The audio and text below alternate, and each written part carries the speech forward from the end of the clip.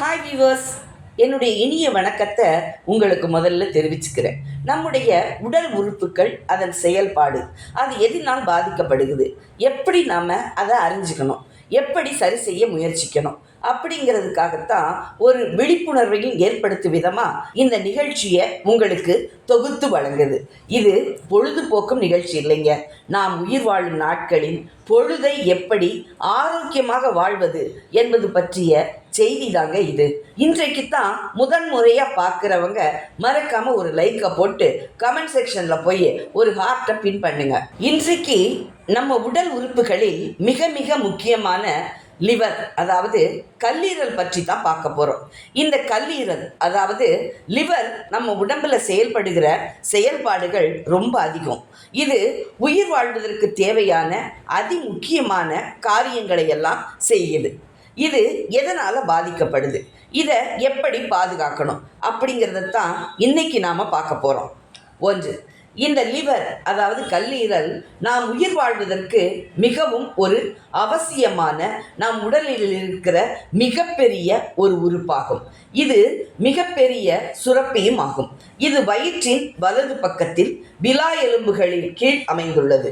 ஒரு சராசரி கல்லீரல் 1.2 கிலோ முதல் 1.5 கிலோ வரை எடை இருக்கும். இந்த லிவர் நம்ம உடம்புல பல அத்தியாவசியமான செயல்பாடுகளை செய்யுது. இது உடல் ஆரோக்கியத்திற்கு மிகவும் அவசியம். இந்த கல்லீரல் நம்முடைய உடலில் எப்படி செயல்படுதுன்னு இப்ப பார்க்கலாம். ஒன்று, செரிமானத்திற்கு உதவுதல்.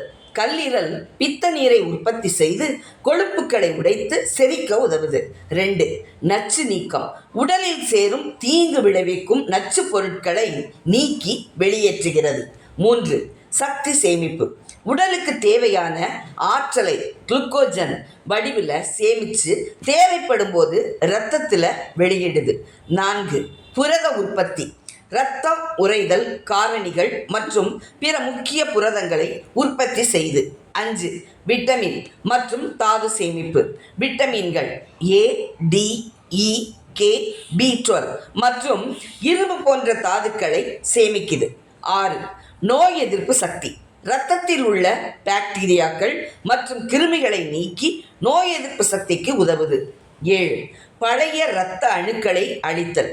பழைய மற்றும் சேதமடைந்த சிவப்பு இரத்த அணுக்களை அழிக்குது. 8, வளர்சிதை மாற்றம். கார்போஹைட்ரேட்டுகள், கொழுப்புக்கள் மற்றும் புரதங்களின் வளர்ச்சிதை மாற்றத்தை கட்டுப்படுத்துது. 9, சர்க்கரையின் அளவை கட்டுக்குள் வைக்க உதவுகிறது. நம் உடலுக்கு தேவையான இத்தனை நன்மைகளையும் இந்த லிவர் அதாவது நம்முடைய கல்லீரல் தாங்க செய்யுது. இப்போ இது எதனால எப்படி பாதிக்கப்படுதுன்னு சில முக்கியமான காரணங்களை நாம இப்ப பார்க்கலாம். 1, வைரஸ் தொற்றுகள். சில வைரஸ்கள் கல்லீரலை தாக்கி வீக்கத்தை ஏற்படுத்தும். கொழுப்பு கல்லீரல், ஃபேட்டி லிவர். கல்லீரலில் கொழுப்பு சேர்வது இது ஆரம்ப நிலை பாதிப்பு. 3, ஆல்கஹாலிக் ஹெபடைட்டிஸ். கல்லீரலில் ஏற்படும் வீக்கம் மிகவும் தீவிரமானது. 4, சிரோசிஸ். கல்லீரலில் நிரந்தர வடி ஏற்படுவதால் இதன் செயல்பாட்டை முழுமையாக பாதிக்கும். 5, தொற்றுகள். ஹெபடைட்டிஸ் A அசுத்தமான உணவு அல்லது நீரால் பரவும்.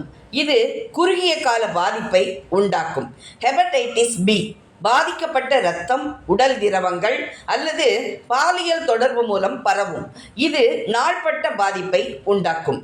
ஹெபடைட்டிஸ் C பாதிக்கப்பட்ட இரத்தம் மூலம் பரவும். இது நாள்பட்ட கல்லீரல் நோய்க்கு வழிவகுக்கிறது. ஹெபடைட்டிஸ் D வைரஸ் உள்ளவர்களுக்கு மட்டுமே ஏற்படும்.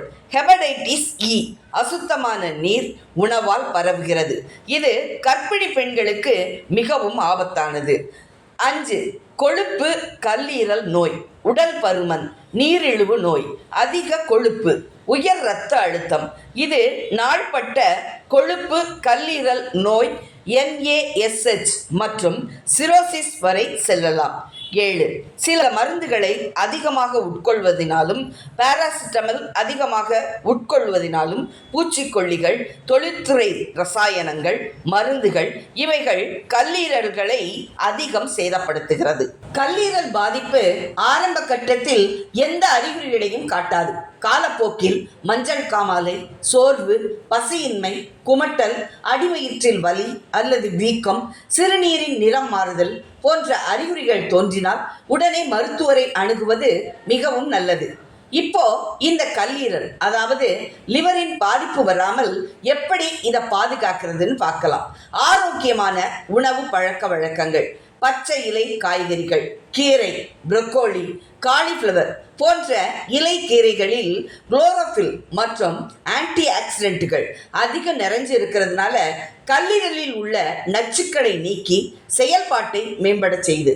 முழு தானியங்கள் மற்றும் நார்ச்சத்து நிறைந்த ஓட்ஸ், பழுப்பு அரிசி, முழு கோதுமை ரொட்டி அதாவது சப்பாத்தி போன்ற நார்ச்சத்து நிறைந்த உணவுகள் எடை கட்டுப்பாடு மற்றும் கல்லீரல் கொழுப்பை குறைக்குது.